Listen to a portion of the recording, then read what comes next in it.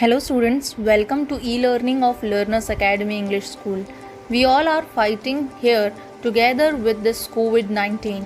But now it is the crucial time. We don't want it to cost your studies, especially when you are going to appear your HSC board exams. So students, I hope that we are going to fight with this together and will not stop learning and come out with flying colors. Today we are going to start economics subject of class 12th Gujarat board. Chapter 1 is graphs in economics.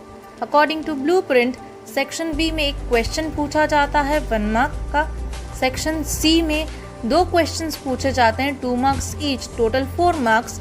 Section D में एक question पूछा जाता है that is of 3 marks and section E में भी 5 marks का एक question पूछा जाता है. So this chapter is very much important from your exam point of view. So stay tuned and understand it properly. Students, as you all know that economics is a wide concept. It consists of microeconomics and macroeconomics. You all have studied these both concepts in standard 11th. Students, economics analyzes the real events of the world. But the lay person is not interested in listening. अगर आपके parents अगर share market के बारे में discuss कर रहे हों तो you get least interested because आपको उसके बारे में नॉलेज नहीं होता. बट अगर वही चीज़ आपके सामने अगर किसी पिक्चर के फॉर्म में आ जाती है you take interest in it, right. आप बुक्स भी अगर रीड करते हो अगर उसमें कोई पिक्चर नहीं हो तो it is little boring for you. But अगर वो पिक्चर्स हो, डायग्राम्स हो, स्टैंडर्ड 11th में भी आपने इकोनॉमिक्स में देखा पिक्चर्स के फॉर्म में था, ग्राफ्स वगैरह के फॉर्म में था, तो आपके लिए वो अंडरस्टैंड करना इजी हो जाता था, राइट. बट ले पर्सन के लिए जो इकोनॉमिक डेटा है वो अंडरस्टैंड करना थोड़ा डिफिकल्ट हो जाता है.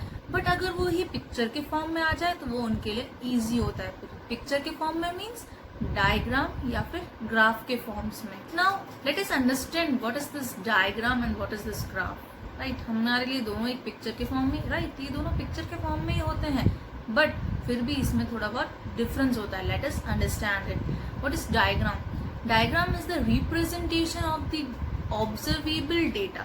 जो भी पर्सन जिसने रिसर्च किया है उसने डेटा में जो भी ऑब्जर्व किया है, जो भी उसने फाइंडिंग की है, उसके जो भी ऑब्जर्वेशंस हैं उसको वो पिक्चर के फॉर्म में रिप्रेजेंट करता है. जब उसको वो पिक्चर के फॉर्म में रिप्रेजेंट करता है तो वो स्केल्स और मेजरमेंट को ध्यान में रखते हुए करता है कि उसका साइज कैसा होना चाहिए, उसका शेप कैसा होना चाहिए, और वो एक डायग्राम को ड्रॉ करता है. उसके लिए knowledge of statistics is not required. A diagram is drawn for data which are presented in discrete frequency distribution. Now what is this discrete frequency distribution? जब frequency आपने statistics में पढ़ा ही होगा, जब frequency के बीच में जो gap होता है वो equal नहीं होता है. सपोज 1, 2, 7, 6, 8 इस तरीके के जो numbers होते हैं frequency के वो discrete कहलाते हैं. तो जब हम डायग्राम बनाते हैं तो उसकी जो फ्रीक्वेंसी है वो कैसी होती है? डिस्क्रीट होती है. आई रिपीट, इसमें स्टैटिस्टिकल नॉलेज की जरूरत नहीं होती है. इसकी जो फ्रीक्वेंसी होती है वो डिस्क्रीट होती है. और diagram is drawn which is self explanatory. इसमें आपको दूसरे किसी की हेल्प की जरूरत नहीं होती है बिकॉज इसमें स्टैटिस्टिकल टूल्स यूज नहीं होते हैं. इसके लिए कोई भी ले पर्सन, कोई भी कॉमन पर्सन उसको इजीली समझ सकता है, उसको देख के वो इजीली समझ सकता है. ये सेल्फ एक्सप्लेनेटरी होता है and person do not require detailed knowledge of statistical tools. This is used by advertising company. इसको कौन कौन यूज करता है? तो एडवर्टाइजिंग कंपनी इसे यूज करती है लोगों को बताने के लिए कि हमारा प्रोडक्ट है वो इतना ज्यादा चल रहा है, पिछले टाइम से लेके अब तक इतने लोग इसे यूज कर रहे हैं, इसके कंपेयर में इतना नेचुरल है. तो डायग्राम को ड्रॉ करके वो लोगों तक पहुंचते हैं. अभी कोविड-19 के टाइम पे भी आपने देखा कि लोगों में अवेयरनेस फैलाने के लिए लोगों को डायग्राम के थ्रू पिक्चर फॉर्म में दिखाया जाता था, ठीक है. देन उसके बाद आपने ये भी देखा होगा कि नंबर्स आपको दिखाते हैं कि इतने नंबर्स बढ़ते ही जा रहे हैं, दूसरे देश के कंपेयर में हम इतने पीछे हैं या इतने आगे हैं, इतनी डेथ हुई या फिर इतने रिकवरी रेट ये है. तो ये सब पिक्चर के फॉर्म में आपको एक्सप्लेन किया जाता था. सोशल अवेयरनेस के फॉर्म में तो एडवर्टाइजिंग के लिए इसको यूज किया जाता है. Now what is graph?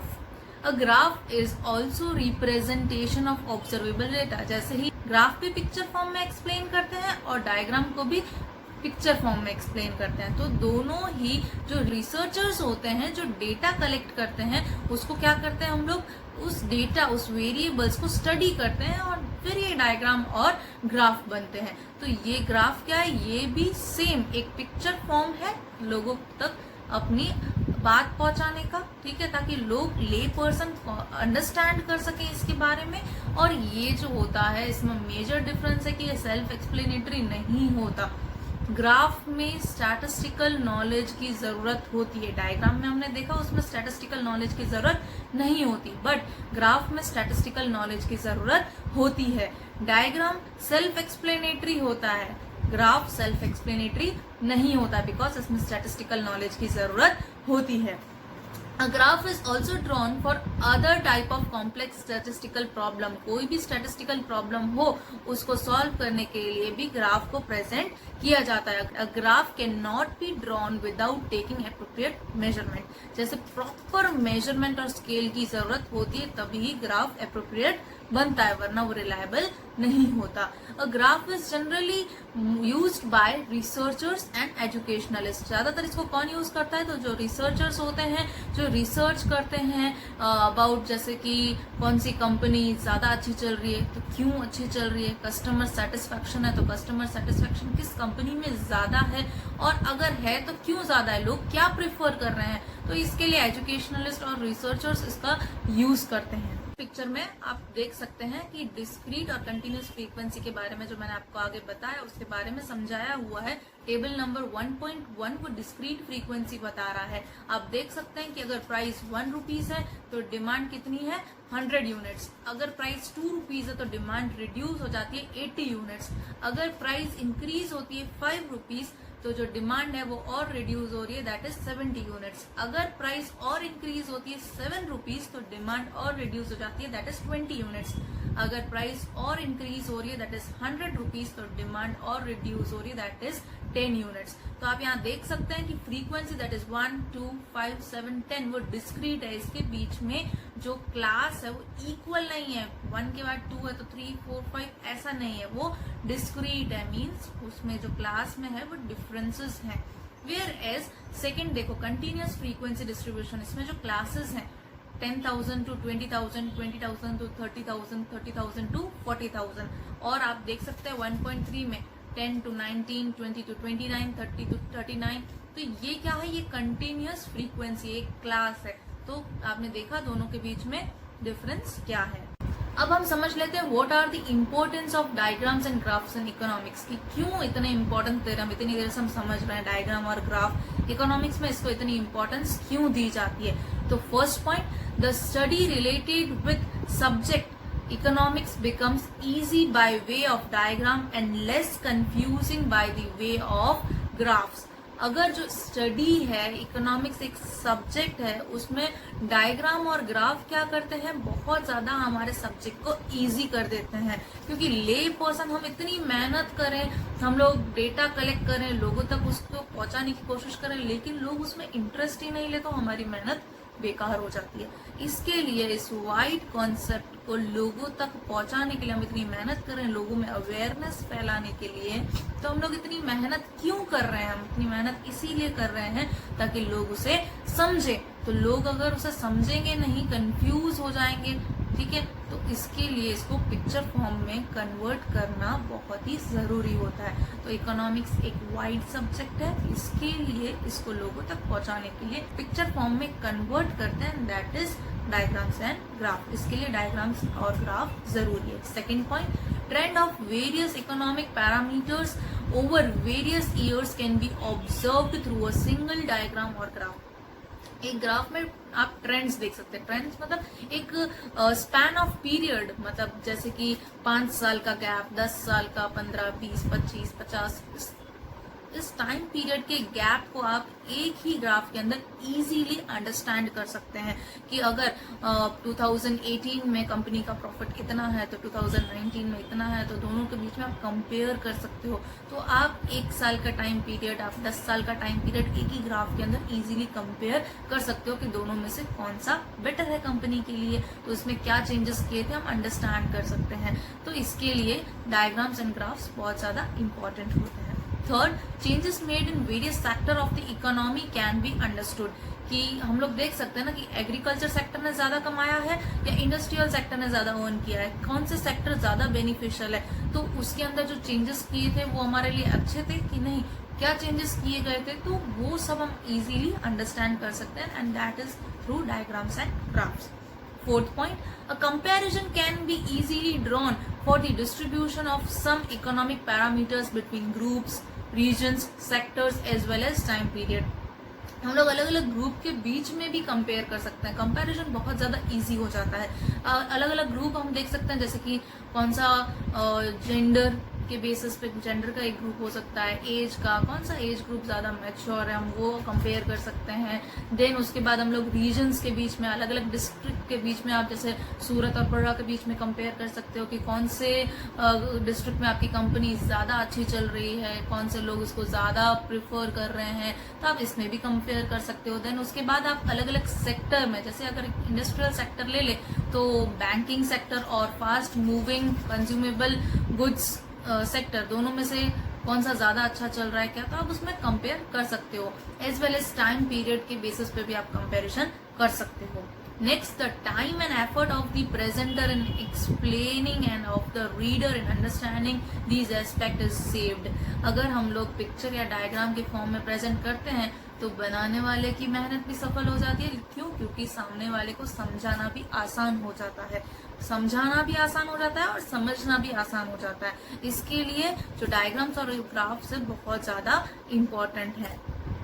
Now let us understand aspects to be consider while drawing a diagram and graph. हम लोग बोल तो रहे हैं कि बहुत ज्यादा इजी कर देता है वर्क को, लोगों को समझा सकते हैं हम इजीली, बट इसको बनाते समय बहुत सारी चीजें ध्यान में रखनी पड़ती है। तो यहाँ पे 6 पॉइंट्स एक्सप्लेन की गई है जो कि हमें समझनी जरूरी है। सबसे फर्स्ट पॉइंट है choice of type of diagram और ग्राफ एंड देयर प्रेजेंटेशन, कि जब भी हम डायग्राम या पिक्चर के फॉर्म में ग्राफ बनाते हैं, डायग्राम बनाते हैं, तो जो भी हम डायग्राम सिलेक्ट करते हैं, हम बार डायग्राम सिलेक्ट कर रहे हैं, हम पाई चार्ट सिलेक्ट कर रहे हैं, तो जो भी हम डायग्राम सिलेक्ट कर रहे हैं वो एक्यूरेटली उस डेटा में फिट हो रहा है, वो डेटा उसी के लिए है कि नहीं, वो हमें चूज करना है कि एक्यूरेट डेटा को एक्यूरेट डायग्राम में प्रेजेंट करना है।